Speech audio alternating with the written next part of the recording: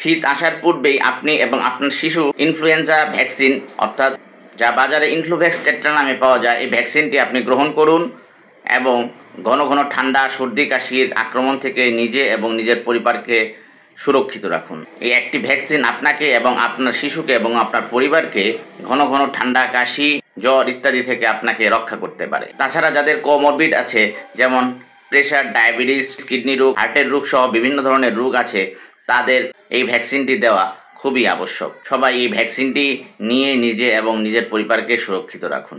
ধন্যবাদ সবাইকে।